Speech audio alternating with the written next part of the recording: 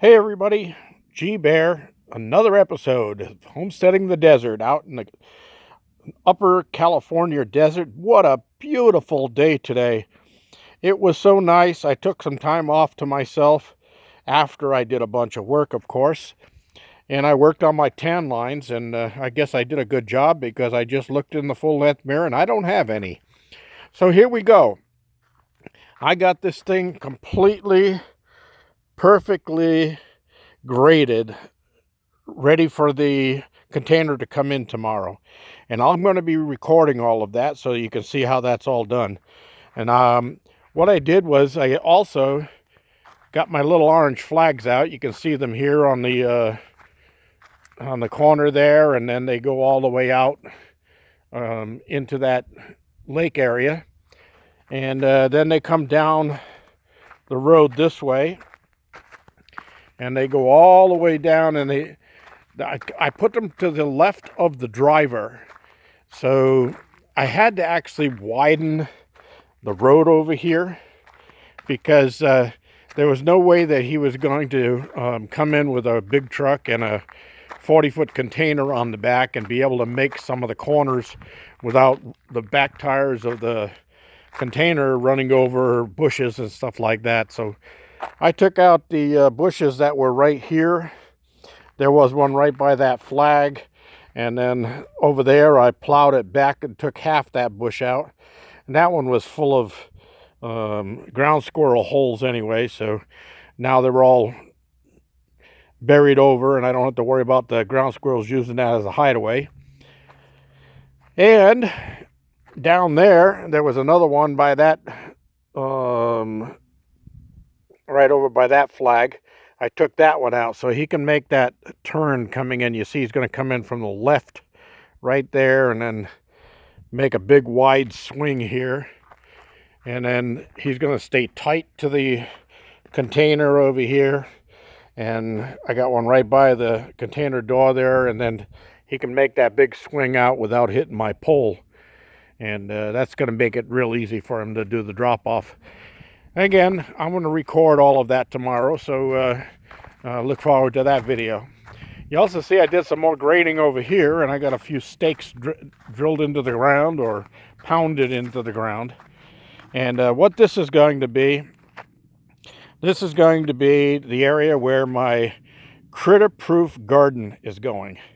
The reason I chose this area is I paid attention and I watched, and this gets the full sunlight. From sunup till sundown, this area gets full sunlight. The sun is heading towards setting now, and you can see that my shadow is here, and it's behind me. So this will have a lot of sun for growing my vegetables. Now what I did was on these stakes, you see one here and then one back there, and that's 16 feet. Then this one here in the front down to that one over there is 20 feet. So I'm going to build kind of like a greenhouse, 16 by 20 here. And I'm going to put my self-watering gutter garden inside of this unit. I won't have to bury it in the ground. I'm actually going to bury it under a wood platform raised up above the ground. And the reason for that is this whole building here is going to be completely wrapped. Floor, walls, ceiling, roof, everything is going to be wrapped in hardware cloth. That's that metal screen that's got square holes in it. And I'm going to use the 1/2 by 1/2. And here's my thinking on that. Okay, using a 1/2 by 1/2 screen or hardware cloth on this, the critters, no critters, can get in there except maybe a couple of lizards. And the lizards eat bugs. So, hey, let them go in there. And only the small lizards are going to be able to get in through the 1/2 by 1/2. The bigger lizards are going to look at it and say, well, not for me. Now, having the complete floor completely covered with that same wire mesh, the critters can't tunnel down underneath and come up inside. And then the birds can't come over, and they can land on top of this thing, and they can sit up there, and they can poop down onto the stuff below, and all that does is add fertilizer. So that's fine with me. But the bottom line is, this is going to be a critter-proof room, all screened in, so the sun can get in from sun up till sundown. Now, in the summertime, it gets pretty hot. And I'm going to be growing some plants that aren't going to like a lot of sun. Well, in that case, I've got a roll in the container over there. I've got a roll of shade cloth that growers use to shade the sun. And like when you go into like places like Home Depot and Lowe's and that, and you go into their garden area, in the hot summer days, you'll notice that they have a canopy over the top with this black screen. It's a cloth screen that filters out the direct sunlight and lets light come through, but doesn't burn the plants. So I'm going to be doing the same thing on here. The roof will be able to handle that. Now, originally I thought what I'd do is in the winter, I'll just wrap this in visqueen, and I'll use this as a winter growing room. But no, I've got those big glass doors over there, and I've got some extra sheets of glass, and J&R said that they're going to be pulling out some more glass over there, some more glass doors. So when that happens, I'll have plenty of glass to do a smaller complete glass grow room or sun room or whatever you want to call it for the winter time. And that way I can put my little potbelly stove that's inside the container right now. I'll put the potbelly stove inside there for the winter. If there's going to be a freeze day, I can light a fire in that potbelly stove with even with some barbecue charcoal. I'll just fill it with barbecue charcoal, and I'll set it up in the same way I set that slow burner on my charcoal for the other, what was that, for Christmas when I did the roast, and I did the pork roast, or the ham, and I had that circle of coals that just burnt for a long period of time. I can do that in the same sequence on the potbelly stove, so that it just keeps heat going all night long and keeps it warm inside of the grow room. So I'll be able to still grow plants in the winter. So I told you I'd come up with something that would beat these little critters at their own game.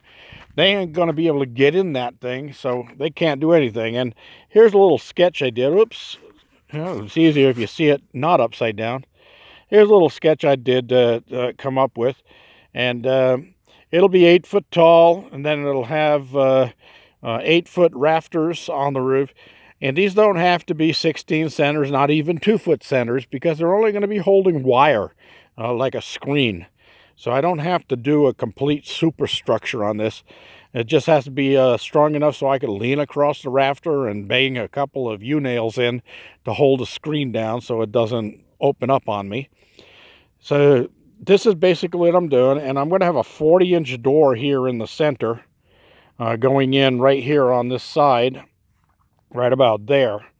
And the reason I'm doing a 40-inch is that allows me to very easily push a wheelbarrow inside the door when I'm working in there in the plants, and I need to get some more soil and things like that in there. I can bring a wheelbarrow in. I don't have to bring it in a bucket at a time or anything like that. So that's my idea, and I'm going to have 4x4s in the corners to give it some sturdiness. And I'm not worried about wind on this because it's screen. The wind can blow right through it. I mean, what the heck? You know, I'll put a couple of angle boards on the walls to help support that, so if we really get some of those little mini tornadoes, they still can't damage the thing. We'll see how that goes. That's going to be future videos, people, so stay tuned for a lot of extra stuff coming up. And you can see my little orange flags going all the way down there on the entry road where the truck's going to come in. with that container tomorrow, hopefully. I just got the invoice from the container company secretary. Today was her first day back at work. She was off for the weekend, and she said, please deposit your down payment at the Wells Fargo bank. Well, I already did that on Saturday, so I had to email her back and tell her that, and I sent her a copy or a picture of a copy of the deposit slip. So I hope that's all settled, and she can confirm that, and it doesn't disrupt delivery tomorrow. I have to pay the balance to the driver when he gets out here. So that's pretty interesting. Now, I unloaded most of the stuff off my trailer. As you can see, the only thing left on there is my big heavy-duty table saw. And that table saw weighs about 300 pounds. And you say, well, you must have had some help getting it up on the trailer. No, I did it by myself. You know me. I work smart, not hard. And what I did was, I have another trailer down in the OC, a big trailer, and it has a crank winch on the back corner of that trailer. So it swivels. You pull the clevis pin from it, and you can swivel the thing all the way 360 if you want.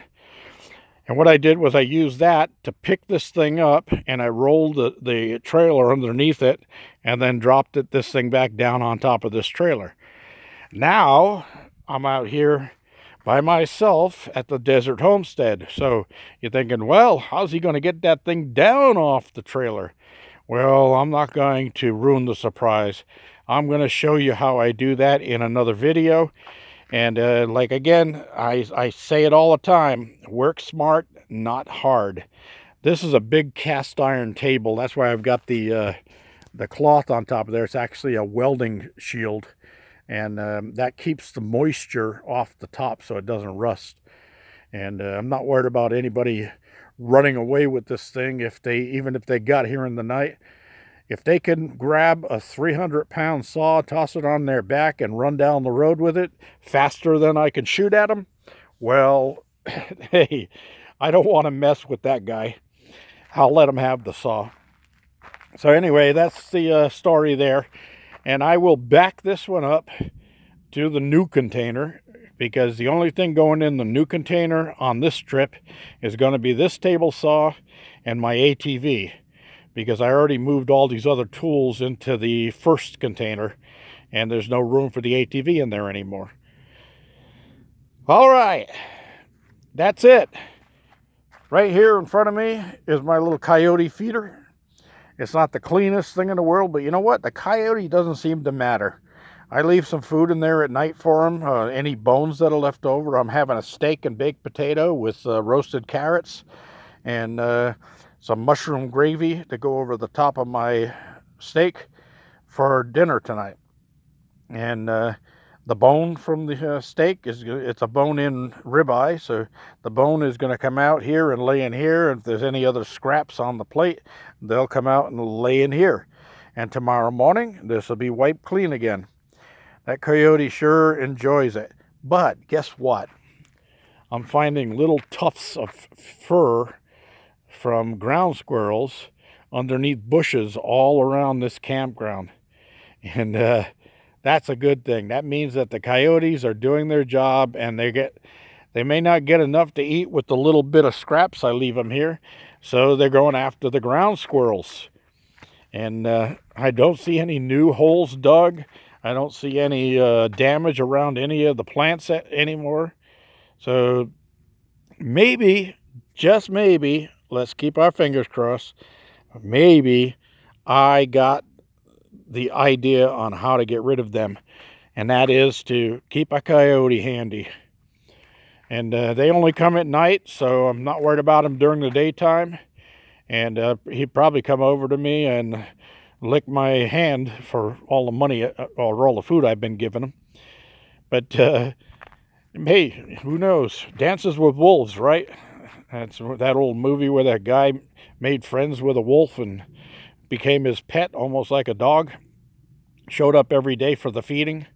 Well, hey, you never know. Animals are strange. All right. That's it. I'm not going to bore you anymore. I'm going on 15 minutes here. G-Bear, going in for a cold one, getting dinner ready. Signing off.